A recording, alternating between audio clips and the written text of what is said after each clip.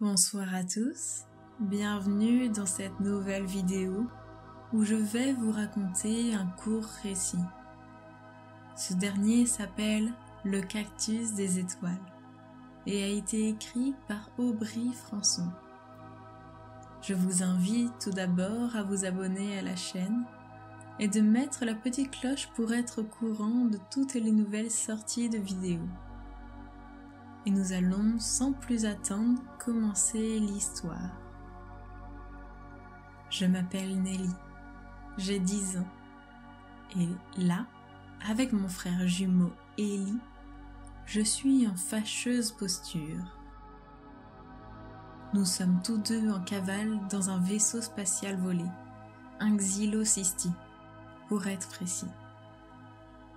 Le problème, c'est que le propulseur nous a lâchés, que l'aileron a été arraché et qu'il y a une fissure dans la carlingue.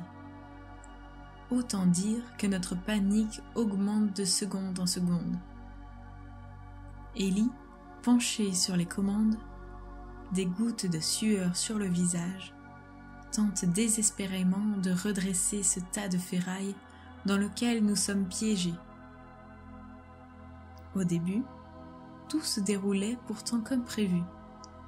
Mais il a fallu que nous croisions la route de cette fichue météorite. Il faut l'avouer, on a les chocottes. Pourtant, pas un de nous deux ne songerait à vouloir revenir en arrière, à l'orphelinat d'où nous avons réussi à nous échapper. Nous avons grandi dans un orphelinat sur la planète Épion 5. Après de longs mois de préparation, nous avons enfin réussi à nous enfuir de cet endroit sinistre et effrayant. J'éprouve quand même un pincement au cœur en repensant à nos camarades. Lisa, Yuri, Kalel, Thibaut, Amina, sans oublier le vieux Ben. Ben était le robot cuisinier. Celui qui essayait de rendre notre vie plus chouette en nous mijotant de bons plats à la cantine. Je vais sans doute regretter ses pancakes au sirop de baie nuageuse ou encore sa charlotte aux escarbilles. Eli semble en difficulté et je bondis dans le cockpit pour l'épauler. En conjuguant nos forces, nous arrivons finalement à redresser un peu la trajectoire du vaisseau. Mais nous sommes loin d'être tirés d'affaire. Le sol d'une planète inconnue se rapproche de nous à grande vitesse. C'est là que je lève les yeux et que je vois une manette rouge et blanche, comme si elle devait être actionnée qu'en cas d'urgence. Pas le temps de réfléchir, je l'attrape et m'y agrippe de tout mon poids. Bingo! L'appareil freine d'un coup, nous projetant Eli et moi vers l'avant. Puis un énorme choc vient secouer tout le vaisseau. Je crois que nous nous sommes posés. En langage des signes, Eli me demande si tout va bien. Ah oui, j'ai oublié de préciser. Eli et moi sommes sourds-muets de naissance. À l'aide de mes mains, je réponds à mon frère que je suis un peu sonnée, mais que je n'ai rien de cassé. La porte du vaisseau s'ouvre sur un désert de roches et de dunes de sable. Par chance, l'atmosphère est respirable. Avant de nous risquer au dehors, nous rassemblons les quelques rations de survie qui se trouvent dans les compartiments de secours du vaisseau. Main dans la main, nous sortons et sommes éblouis par une très forte lumière. Nous commençons à marcher, mais le sol plein de cailloux et le vent brûlant qui nous fouette le visage rendent notre progression très compliquée. Au loin, nous apercevons une vague silhouette qui ressemble à une grande tour. Eli insiste pour que nous partions dans sa direction. Au bout de plusieurs heures, d'une marche harassante, nous nous affalons, épuisés, au pied de la silhouette.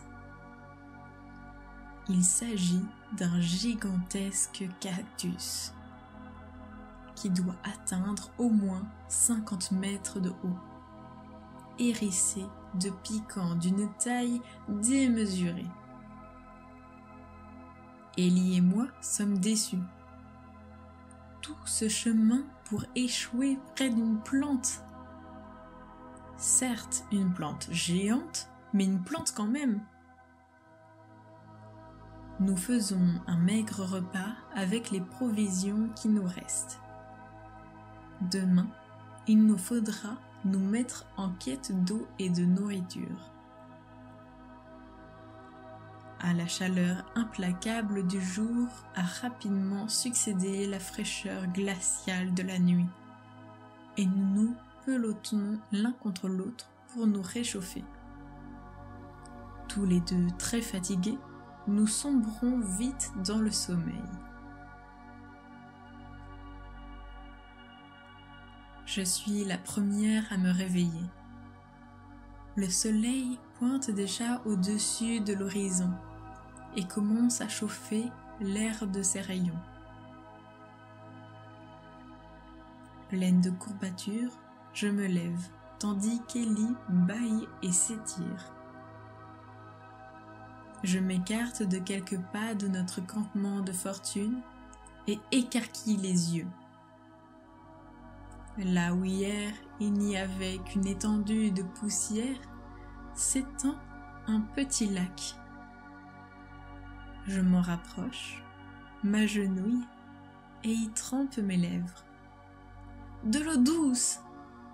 Surexcitée, je secoue vigoureusement Ellie qui ronchonne avant de voir le petit lac et de se jeter dans mes bras, plein de joie et d'enthousiasme.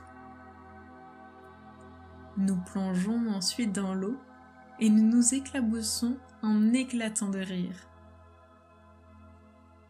Ellie remarque alors la présence d'un monticule à proximité du cactus géant. Nous en sommes certains, il n'y était pas hier, à moins que notre mémoire ne nous joue des tours. Avec prudence, nous nous dirigeons vers la curieuse pyramide qui s'avère être composée de dizaines de fruits.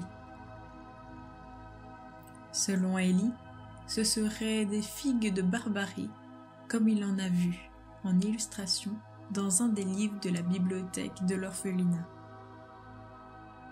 Nous ne sommes pas au bout de nos surprises, car en contournant le cactus géant, nous tombons sur une tente, comme un tipi assemblé avec les longues épines du cactus. Mais qui l'a construit? Et d'où proviennent tous ces fruits? Et comment est apparu ce lac au beau milieu du désert? Si seulement nos oreilles pouvaient entendre, peut-être aurions-nous pu surprendre celui ou ceux qui ont fait toutes ces choses.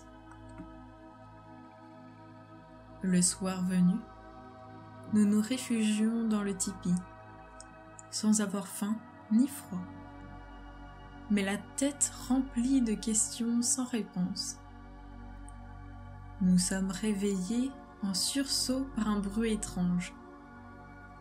Quelle sensation curieuse que d'entendre pour la première fois. Bizarrement, le son paraît provenir de l'intérieur de notre cerveau et pas du dehors. Il s'agit d'une voix douce et chantante. Avec stupéfaction, mais un grand sourire aux lèvres, nous nous regardons, Ellie et moi, et nous écoutons cette chose étrange que sont des mots, des phrases vibrant dans nos têtes. Très émus, nous essayons néanmoins de nous concentrer sur le sens des paroles qui nous sont adressées. Mes chers enfants, vous êtes venus de loin et je ressens de la tristesse et de la crainte dans vos cœurs. mais aussi beaucoup de courage, de volonté et d'espoir. Moi-même, je suis seule depuis si longtemps que votre arrivée me remplit de bonheur. Vous aviez soif? Alors j'ai puisé très profondément de l'eau avec mes racines pour que vous puissiez boire. Vous aviez faim? Alors j'ai doucement agité mes branches pour faire tomber mes fruits. Vous aviez froid? Alors j'ai lancé mes épines pour vous confectionner un abri. Cette planète est restée trop longtemps sèche, hostile et oubliée. Ensemble, nous pouvons en faire un endroit merveilleux et, qui sait, y accueillir d'autres enfants perdus comme vous. Qu'en dites-vous? Alors, Ellie et moi quittons le tipi et, devant nos yeux effarés, le cactus géant scintille de mille feux. Peu importe qui il est, d'où il vient et son apparence, nous avons enfin quelqu'un sur qui compter. Notre cactus des étoiles. J'espère que le récit vous a plu. Je vous remercie de m'avoir écouté. Je vous souhaite une belle et agréable nuit et vous dis à très vite dans une prochaine vidéo.